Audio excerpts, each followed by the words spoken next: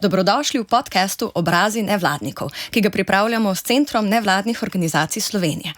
Današnji gost je Aljoša Petek, okoljski pravnik in aktivist, zaposlen kot vodja okoljskega oddelka na Pravnem centru za varstvo človekovih pravic in okolja, krajše PIC. Aljoša se že od začetka svoje kariere ukvarja z raznoraznimi vidiki okoljskega prava, s posebnim poudarkom na učinkovitem sodelovanju javnosti ter civilno-družbenih organizacij pri sprejemanju okoljskih strateških in zakonodajnih sprememb ter pri okoljskih odločitvah. Med drugim je kot pravna podpora sodeloval pri referendumu zoper novelo zakona o vodah ter procesu sprememb zakona o varstvu okolja skupaj s širšo anhovsko lokalno in državno civilno družbo dosegel sprejetje najstrožjih standardov za sežig odpadkov na ravni EU, tako v cementarnah kot drugih sosežigalnicah. Aljoša, dobrodošel v studio. Živja, hvala. Kako bi se predstavil nekomu, ki te sreča prvič? Kaj od tega opisa, recimo, kar si slišal, je bilo še pomanjkljivo? Kaj bi še dodal? Ta opis je bil kar izčrpen, bi se pa najprej vsekakor predstavil kot bolj aktivist, kot nevladnik in potem kot pravnik. Sem magister prava, sem tudi na doktorskem študiju varstva okolja, tako da imam tudi to plat nekako pokrito, ampak bi se skušal predstaviti čim bolj preprosto. Sem oseba, ki nekako na PIC-u skrbi za to, da smo na voljo civilni družbi v nekih postopkih varstva okolja, kjer se pride do administrativnih sodnih postopkov, se lahko mene pokliče. Krasno. Kako bi pa razložil, kaj počneš kot vodja področja varstva okolja v PIC-u? Specifično ta vloga. Kot vodja tega našega majhnega oddelka, mi smo na koncu samo trije, pravzaprav koordiniram naše aktivnosti. Teh aktivnosti je zelo veliko. Ukvarjamo se zelo širokim spektrom okoljskih tematik, od izpustov v zrak, v tla, v vode, tako da nekako koordiniram, skrbim tudi za fundraising, se pravi za pridobivanje projektov, za finance. Predvsem pa sem nekako tisti, ki se pojavlja, recimo danes na podcastu, pa potem tudi v medijih, v javnostih, na sestankih, na srečanjih, koordinaciji neke širše civilne družbe. To so nekako moje naloge in te pravzaprav kot vodja moram upravljati, pa tudi neko veselje v tem, potem spoznavanju vseh teh deležnikov, akterjev, tako da to je moja naloga.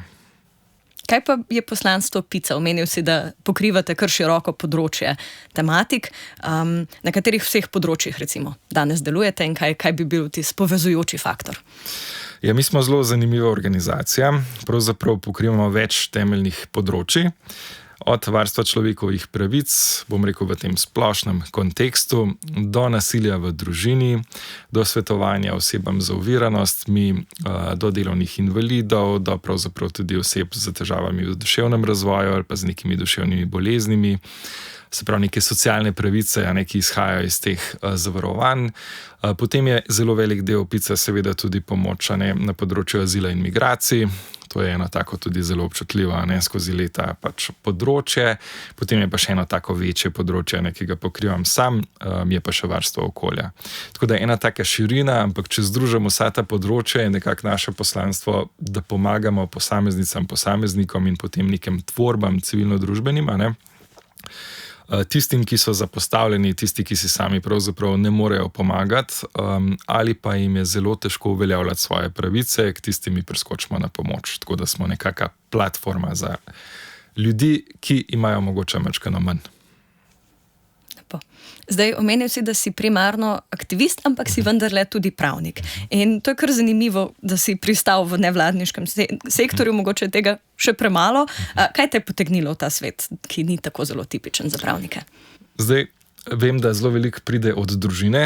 To skozi spoznavanje številnih ljudi tekom mojega življenja mi je postalo nekako jasno, da je zelo odvisno, kje odraščaš, kako odraščaš, kakšni so tudi ljudje pravzaprav okrog tebe, prijatelji, prijateljice in podobno. Jaz sem nekako v širšem kontekstu, ki ga zdaj ne bi predstavljal, doživel ta šok, ko sem se vpisal na pravno fakulteto. Moja ideja je bila, jaz bom zdaj ta pravičnik in koristen družben akter, dejavnik. Ko sem prišel na pravno fakulteto, so se te sanje, te idealistične sanje, so se zelo hitro razblinile v smislu študija. Bilo je tudi nekaj zelo neprimernih vprašanj na začetku, v prvem letniku, pravzaprav že strani profesorjev. Koliko izmed vas je tukaj zaradi visoke plače, večina dvorane dvignila roke. Potem so bile kakšni taki komentarji, kot so: Veste, kot pravniki, ko boste zaposleni, ko boste odrasli in tako naprej, pa boste imeli odvetniške pisarne, ko pridejo ljudje k vam, veste, vse vi boste načeloma po določenem času že vse vedeli, kaj morate svetovati, pa kako potekajo procesi, ampak rečete, moram to še preveriti, pridite nazaj, da boste kakšno uro več zaračunali. Te stvari so mene zelo, zelo odbile, tako da ves ta kontekst od sodnih procesov, se pravi sodniki, odvetniki, dobro, tožilce še nekako recimo spoštujem kot neko institucijo, ampak ves ta drug nek spekter me nikakor ni pritegnil, še manj pa potem neke gospodarsko naravnane ali pa profitno naravnane institucije so me zelo hitro odbile tudi s tem novačenjem pravzaprav novih odvetnikov na fakulteti. In sem padel nekako v krizo, od 3. letnika naprej tudi nisem več hodil na predavanja, sicer uspešno zaključil faks, to tudi nekaj pove o fakulteti in o tem, kar je povedano na predavanjih. Ampak, kaj hočem povedati, jaz sem se potem zelo po sreči znašel v enih projektih študentskih, ki so se pa dotikale pravzaprav okolja. Takrat sem pod mentorstvom profesorice Ane Vasilke Sancin, ki je danes tudi sodnica na Evropskem sodišču, sem uspel pravzaprav se udejstvovati na področju okolja, kjer sem pa videl, da delam nekaj več kot samo za sebe. In potem se je to zelo hitro obrnilo tudi v mentorstvo moje pravzaprav današnje sodelavke, Ane Senke Šifkovič, nekako preko mentorstva z njo, pa tudi z neke umestne službice, takoj po faksu, da me je samo uvedla, potem da sem lahko prišel pravzaprav na pic. Tako da na nek način mi je bilo, razen tistega manjšega obdobja, krize, ko nisem vedel res kaj delati, je bilo zelo tak naraven proces, gladek proces zame, da sem se znašel tam, kjer mi je udobno. Krasno. Tako da mogoče v bistvu bi rabili še več neusmiljeno iskrenih profesorjev na pravni fakulteti, ki ne skrivajo kapitalističnih nagnjenj, zato da bi potem morda še več ljudi hitro spoznalo, kaj se jim kaj zagravža. Ne vem, to je zelo odvisno od kritične presoje mladih ljudi, ki pridejo na fakulteto, to se pa bojim, da ni najboljša. Kaj bi pa rekel, da je po tvoje srce poslanstva PIC-a? Torej, kaj je tisto, zaradi česar je vaš obstoj nujen? Brez nas pravzaprav ne bi bilo pomoči marsikomu. In kot sem omenil že prej, tiste posamezniki, ki se obrnejo na nas v širšem kontekstu vseh področij, ki sem jih naštel in jim pomagamo, to je nek servis, ki ga država pravzaprav ne zagotavlja. Ne? Se pravi, kot vse povsod skušam poudariti, civilna družba in nevladniški sektor specifično je tisti element, ki dopolnjuje državo tam, kjer država ne more. Zaradi raznih interesov, stičišč interesov ali pa preprosto zaradi kadrovskih in drugih nesposobnosti ne more pokriti določenih področij in mi smo res zelo bazirani na tem področju človekovih pravic, ker na koncu se te pravice tičejo pravzaprav vseh področij našega udejstvovanja in življenja. In če te ne morejo biti v praksi v redu, bom rekel, uresničevane, potem imamo družben problem. In če nevladnih organizacij, kot je tudi PIC, ne bi bilo, potem bi bila družba, mislim, da bistveno drugačna in ne boljša. To je morda precej aktualno, relevantno. Imeli smo tudi v našem podcastu že recimo Kralje ulice za goste. Mislim, da je fair reči, da ob govoru o ukinjanju nevladnih organizacij se mora človek hitro vprašati, koliko problemov, ki mislimo, da se jih sistemsko državno naslavlja, se bo potem naenkrat pokazalo, ker se jih pokrije preko nevladnih organizacij. Ne? Ko ljudje torej pridejo do PIC-a recimo po pomoč, kakšne stiske najpogosteje prinesejo sabo in kako jim v praksi lahko stojite ob strani? Stisk je velik, zato ker je tudi področje velik. Eno izmed mogoče stvari, ki bi želel izpostavljati, sodelavka se ukvarja tudi z nasiljem v družini. Se pravi, to so tematike, ki so klasično zelo povezane s sramom, tudi z nekim skrivanjem in podobno. Tako da kar lahko v teh kontekstih in v kontekstih tudi drugih področjih zagotovimo, je ena taka, bom rekel, iskrenost in anonimnost. Se pravi, če se ljudje obrnejo k nam, dobijo eno vsem varno zaledje. Zdaj, ni tukaj nujno, da bomo mi njihove probleme rešili, ni nujno, da bomo z njimi tudi šli po teh procesih do konca, ampak najmanj, kar pa pač dobijo pri nas, je pa ta prva usmeritev. Se pravi, mi smo neka platforma, na voljo smo, obrnejo se na nas, pokličete, pišete karkoli že pač, probamo se izogniti, da se pride direktno, fizično, ker bi potem to bilo, bom rekel, masovno, ampak vseeno ljudje lepo vabljeni na nek klicanje, v pisanju. In potem te prve nasvete, tudi če recimo nekaj ne spada strogo na naše področje, vas bomo pa že usmerjali, ne? Se pravi, usmerjamo potem ljudi, kako naprej. V tistih kritičnih primerih smo pa pač tudi, bom rekel, zastopnika, ne? Se pa potem lotimo tudi sodišč in postopkov upravnih, tako da to je pa tam, kjer pač res ocenimo, ne, da je to treba narediti. Teh situacij je nažalost veliko, ne moramo vseh pokriti. Ampak kot pravim, neko osnovno pomoč, tisti prvi korak naprej, ne smo pa res sposobni sprocesirati. To brez tega, da bi jim rekli, počakajte, da razmislimo, pa pridete še enkrat nazaj. Takoj. Pa je glavni problem, da ljudje ne poznajo svojih pravic, ali pa morda v tem, da jih poznajo, pa jih ne zmorejo uveljavljati? Zdaj, prvo je, da se lahko ukvarjamo z nečim, da sploh vemo, da obstaja. Se pravi, ljudje ne vedo, katere pravice jim pripadajo, bom rekel, v veliki večini. Ne. Se pravi, imamo velik problem v Sloveniji s tem, da ne vemo pravzaprav, kaj nam pripada na podlagi nekih, bom rekel, vseh možnih socialnih zavarovanj, recimo tudi ljudje ne vejo, kakšne so pravice in tako naprej, se morajo konstantno glede stvari pozanimati. Do raznih postopkov, v nekih kočljivih situacijah, kjer pač res ne vedo, kaj jim pripada. Če sem jaz zdaj mogoče bolj okoljski, pri nas ljudje pridejo z vprašanji, ki so popolnoma relevantna, ampak ne vejo, kam se obrniti, koga sploh, komu urgirati, komu poslati dopis, koga poklicati, še manj pa potem, kako v nekem procesu konkretnem, recimo umeščanje neke velike industrijske naprave ali pa elektrarne v zadnjem času, kaj storiti, kam se obrniti, kakšne so tudi pravice v smislu sosed mi kur gume, pač dobesedno na dvorišču, kaj narediti, ne vedo. In zdaj, ena rešitev je vsekakor, da si vsak tak človek poišče odvetnika, ampak je problem v tem, da odvetnik je pač tudi določen strošek. V nekaterih procesih je pomoč recimo neka plačana, potem dodatna je seveda nujna, ampak kar mi skušamo zagotoviti, je tisti brezplačen del, vsaj osnoven. Tako da jaz mislim, da bi to nekako povzel zadevca. Kje bi pa rekel, da danes v Sloveniji najpogosteje poka na področju človekovih pravic? Torej, kje so neki največji konflikti, spori, zakaj ravno tam? Zdaj, med tremi področja, ki se ne tičejo v bistvu klasično okolja, ki jih je najbolj za izpostaviti, so pravzaprav področja nasilja v družini. Tukaj govorimo o 1000 primerih na leto. Mogoče se mečkrat zatiskamo oči, ampak te statistike so kar zgovorne. Gre predvsem za posameznice in pa potem njihove seveda otroke, ki so deležni tega nasilja. Se pravi, tega je veliko in bo sistemsko pač na tem treba še marsikaj narediti. Zdaj smo bili priča tudi sprejemu Šuterjevega zakona, se pravi, še vedno imamo težave z dostopom do vode in elektrike v romskih naseljih, se pravi, govorimo o nekih osnovah, bom rekel, dostojnega življenja, ki je pa zdaj seveda v neki družbeno-političnem stanju ponovno, kjer bi zelo težko karkoli spremeniti oziroma izboljšati. Tako da te dve področji bi nekako izpostavil, potem so pa še seveda ti, ki so pa, bom rekel, večdesetletne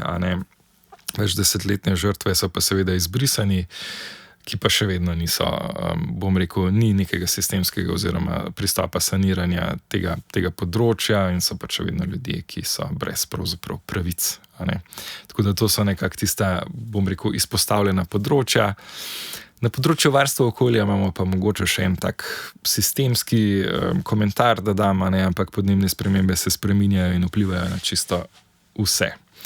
In v tem kontekstu bodo tudi naše, bomo rekli, te strogo, ko jih gledamo, pravico do življenja, do zasebnega življenja, do družine in tako naprej, bodo slej ko prej na udaru. Torej, na ta način v bistvu okolje povezano s področjem človekovih pravic, da vse druge so nekako odvisne. Tako, okolje je zelo presečišna tema in tega se bistveno premalo zavedamo. Katere okoljske teme so pa recimo trenutno najbolj pereče in kje vidiš ali pa morda pri PIC-u vidite največ nerazumevanja ali pa mitov v javnosti na tem področju? Zdaj, največ mitov se pojavlja tam, kjer imamo velike projekte, ki so povezani tudi z velikimi količinami denarja. Se pravi, to smo od recimo TEŠ-a, se pravi TEŠ 6 do nove jedrske elektrarne načrtovane. potem do nekih projektov, ki se v zadnjem času dogajajo, kot je načrtovanje sežigalnice odpadkov v Ljubljani, pravzaprav v 3 lokacijah v Sloveniji, no, ampak z Ljubljano smo mi najbolj seznanjeni. Potem so pa še razne infrastrukturne zadeve in projekti, recimo še vedno se načrtuje in se še vedno izvaja širjenje obvoznic, avtocesta, ne.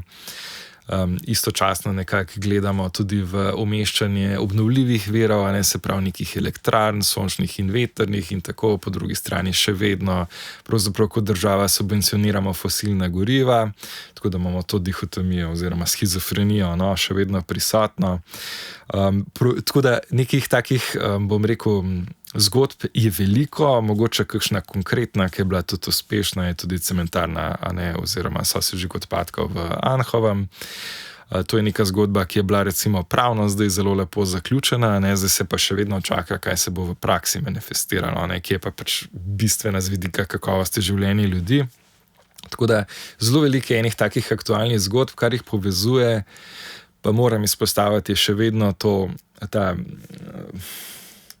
zelo neiskren pristop do javnosti in do ljudi, ki so v te procese vpleteni, vključeni ali pa ki bo imel nek projekt vpliv na njih.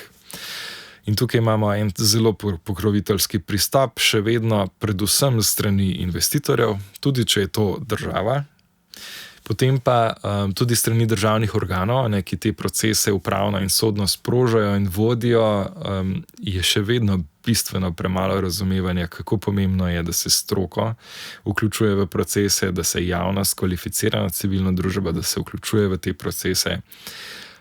Kako pomembno je to, da sploh pridemo do nekih velikih družbenih projektov. Ker če nimamo nekega konsenza oblikovanega, verjemite, pač procesi, gospodarstvo non-stop govori, oziroma bomo rekel, ti turbokapitalistični pristopi non-stop pravijo, podaljšujete nam procese kot javnost, vtekate se tja, kjer nimate pojma, vse te stvari, ampak na koncu jim prav zaradi tega pristopa pravzaprav se projekti podaljšajo na desetletja. Zato, ker ni bilo pravočasno vključena javnost, stroka. Tako da to je neka taka kritična točka še vedno, ki je ne znamo, nismo še do zdaj kot družba presegali. No?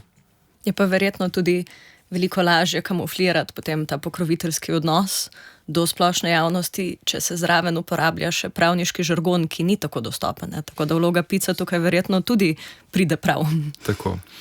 Mi poenostavljamo. Mi smo naredili že vodnikov in priporočnikov, ki so prosto dostopni na spletu, vsem, tudi štoparski vodnik po varstvu okolja, ki gre lepo čez vse te procese sodelovanja. Mi smo tisti, ki pravzaprav posplošujemo, poenostavljamo in to predstavljamo javnosti. In jaz bom čisto iskren, jaz imam občutek, da v zadnjih letih je bilo nekako tudi naše delo, bom rekel, učinkovito, da imamo opravka z vse več ljudmi, posamezniki in pa civilnimi družbenimi organizacijami, kot smo nevladne organizacije, ki že vedo, neke stvari že vedo, in preberejo recimo tudi kakšne priročnike, ki smo jih objavili in nas potem pokličajo in je zelo lepo slišati in videti, da je nek efekt od tega oziroma, da so ljudje vse bolj izobraženi. Je pa to tudi posledica, bom rekel, čisto realnega stanja, ki sem ga že opisal, v katerega so posameznice, lokalci pravzaprav prisiljeni v to, da se naučijo pravniškega žargona in nekega administrativnega postopka, samo zato, da lahko vstopajo v procese, da imajo sploh možnost pravzaprav varovati svoje pravice. Na kaj bi pa bil recimo ti doslej najbolj ponosen? Anhovo je zagotovo bila velika zgodba, je še kakšna taka, ki se ti vtisnila v spomin kot velik uspeh? Ja, zdaj, zelo lepa zgodba je bil referendum pravzaprav zoper noveli zakona o vodah, se pravi ZV1.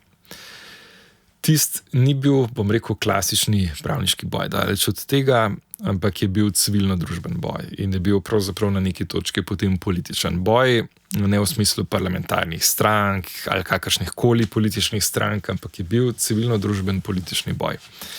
In takrat smo nekako, vsaj v času mojega obstoja na tem področju ali pa kariere, smo res dokazali, da se okoljska sfera, civilno-družbena in strokovna, da se zna lepo povezati.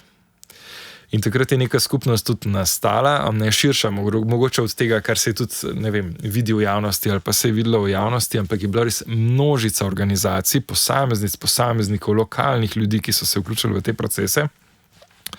In se je pokazalo, da če je neka tema, ta prava, tudi na ta prav način, bom rekel, predstavljena javnosti, da se znamo združiti. In to je bila ta lepa zgodba in izjemno uspešna zgodba. Mislim, da je bilo 87% na temu referendumu, potem se pravi povožen je bil predlog takratne vlade. Zdaj, to še nič ne pomeni samo po sebi, ker napori v teh procesih so bili ogromni in potem je bilo pomembno pravzaprav, kaj je temu sledilo. In ker je bila tista zmaga dosežena, če z vidika nekih političnih potem razmerij in moči, je zakonodaja, ki je bila sprejeta po referendumu, v tistem času še iste vlade, je bila izjemno, bom rekel, odprta za naše sodelovanje in naše predloge, ker naenkrat so se na vrata prosto odprla, da ne bi slučajno, da se karikiram, Bog ne daj, da bi bil še en referendum. In takrat smo pravzaprav uspeli izjemno veliko zelo kakovostnih določil v zakonih vnesti noter v same te, skozi pač predloge.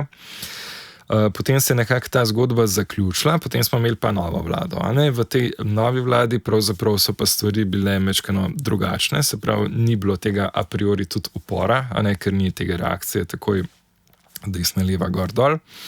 Ljudje smatrajo, zdaj so pa recimo moji na oblasti in tako naprej in so mečkano bolj prizanesljivi in podobne stvari. Ampak zgodbe se odvijajo pravzaprav naprej. In kar sem še dodatno ponosen, je, da smo uspeli znotraj pravzaprav te vlade sprovesti tako spremembe, ki se tičejo sežiga odpadkov, in da je bilo to sprovedeno na način, da smo najboljše standarde imamo vsaj v pravo zapisane v Evropi. Poleg tega sem pa ponosen tudi na to, da smo se v kontekstu zgodbe o novi jedrski elektrarni, se pravi JEK2, da je civilna družba uspela dovolj upozoriti, da je bilo neko združenje. Tukaj na tem področju se treba zavedati, obstaja neskončno strahu. Ljudi, ki so zaposleni na energetiki, ki so v teh procesih že tako ali tako noter, do marsikaterega strokovnjaka in strokovnjaki ima mogoče iz preteklosti že izkušnje, kako je to, ko te nekdo utiša, odstrani in tako naprej. Sem zelo ponosen, da smo uspeli nekako v javnosti narediti prostor, kjer so se potem tudi uveljavljeni, bom rekel, že mečkan starejše, gospode z nekim renomejem, ker so tukaj predvsem gospodje, so uspeli dobiti nek pogum, da so povedali, da mogoče se pa nekaj res ne načrtuje najbolj smiselno. Tako da vesel sem pač tudi tega elementa, se pravi, ne strogo pod desno vlado, ki je tam upor pa mobilizacija toliko in toliko večja, ampak da smo tudi pod recimo to, ki se sama opisuje kot levo vlado, da smo uspeli nekako sen zmobilizirati mečkan javnost. Pa morda za konec pravijo, toliko denarja, toliko muzike, ampak očitno pri Picu več muzike kot denarja, ampak vseeno, kot za nevladno organizacijo, kakšni so problemi glede stabilnega financiranja, glede odnosa države in pa kako lahko posamezniki realno prispevajo in vas podprejo? Zdaj bom se pri zadnjem najprej ustavil, kako nas lahko ljudje podprejo. Pravzaprav mi nimamo nekih donacijskih shem in tudi tega ne pričakujemo od ljudi, ki jim svetujemo, ker pač teh sredstev preprosto nimajo. Tako da bistveno bolj pomembno je, da pri tistih, ki imajo to možnost, da v javnosti in v pogovorih magari z svojimi bližnjimi, da so sposobni reagirati na neresnice, na neke stvari, ki so, bom rekel, naperjene očitno proti nam in niso resnične, da se na to kot družba odzivamo, da smo kritični, da smo sposobni reči, ne, ti nimaš prav, pač lahko se midva skregava, lahko se ne skregava, ampak oprost, recimo, ko rečeš 300 milijonov nevladnikom, ne veš, kaj govoriš. Tako da izjemno pomembno se mi zdi, da so ljudje sposobni to sami sprocesirati in razumeti našo vlogo in da če smo jim všeč in če mislijo, da kakovostne in koristne stvari delamo, da nas tem, bom rekel, verbalno, miselno, intelektualno, da nas podprejo. To je najbolj pomemben. Z vidika stroke smo pa zelo veseli, če pa pride tudi kakšen profesor, profesorica, strokovnjakinja, da pride k nam in nam pove za kakšen problem, težavo, ki lahko potem mi tudi recimo ovrednotimo in rešimo. Tako da to je, kar se neke pomoči, realne pomoči tiče, tudi potem v kontekstu medijev, mediji ste tudi, bom rekel, zelo pomembni v teh procesih, da ste objektivni in preverjate tudi trditve, da se javno izpostavi, kdaj je neka trditev laž. Kaj pa so največji izzivi z vidika financiranja? Mogoče pa zelo na kratko, mi smo projektno financirani, se pravi to pomeni iz leta v leto ali pa pač neki večletni projekti, nikoli več kot recimo 4-letni projekti, se pravi naše financiranje ni stabilno. Vse je odvisno od našega renomeja in bom rekel kakovosti našega dela. In veliko projektov pravzaprav smo dobili, ki so pa potem plačani, a ne predvsem strani Evropske unije smo mi financirani, tako da smo tudi relativno neodvisni od državnega financiranja, ne? Ampak to smo mi, ki smo majčkeno večja, bom rekel, nevladna organizacija. Ampak je zelo pomemben, da se zavedamo na nek način te umestnosti, te projektnosti in da sistemske podpore, ki bi omogočala, bom rekel, res kakovostno, široko, ne vem, neko nevladno družbeno pravzaprav sfero, ne, kot danes obstaja, da to ne prihaja, bom rekel, večinoma iz državnega denarja. In da tudi delo, ki ga upravljamo, je, bom rekel, v tistih res družbenih kontekstih, ko pridemo do nekih kritičnih točk, ki sem jih danes že nekaj projektov naštel, da je naše delo tukaj prostovoljno. Mi tudi pravna sredstva, ki jih mimogrede sprožamo, tudi na področju okolja, dostopa do informacij javnega značaja in tako naprej, mi to vse počnemo prostovoljno. Se pravi, to ni nikjer plačano delo in bi si želel, da se ljudje recimo tega zavedajo. Da zraven, ko mi dobimo nek evropski projekt, nam to nekako tudi omogoča, da mi izjemno veliko stvari naredimo prostovoljno, tudi izven našega delovnega časa in tako naprej. Se pravi, da imamo to neko stabilnost, da delamo nekaj, kar želimo delati, kar smatramo, da je koristno. V obenem imamo še pač neko, bom rekel, preživetje od tega.